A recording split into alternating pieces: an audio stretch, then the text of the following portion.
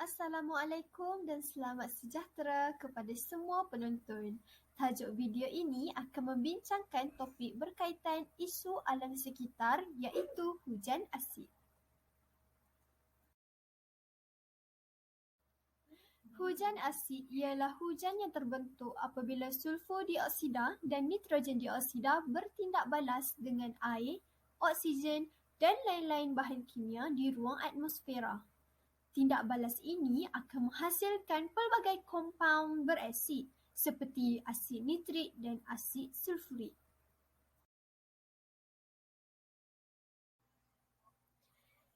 Kesan hujan asid kepada alam sekitar ialah menjadikan tanah kurang subur kerana nilai pH titisan hujan kurang daripada 5. Selain itu, hujan asid juga memusnahkan tisu daun dan merebutkan akar tumbuhan.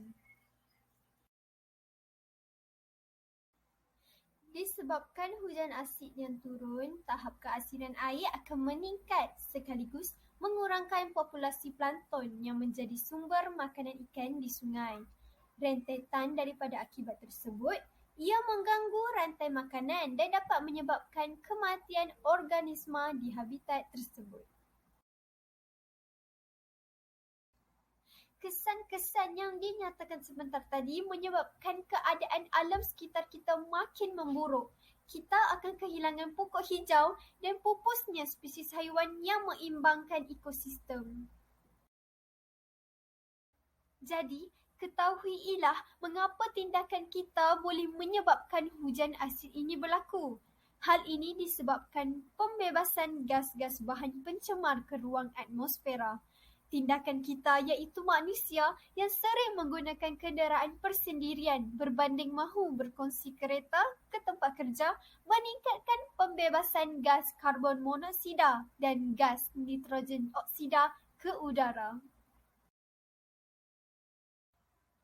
Selain itu, tindakan tidak bertanggungjawab manusia yang sering melakukan pembakaran terbuka, tidak kira pembakaran daun kering dan sampah, akan menyebabkan ruang udara kita dipenuhi asap dan gas karbon dioksida.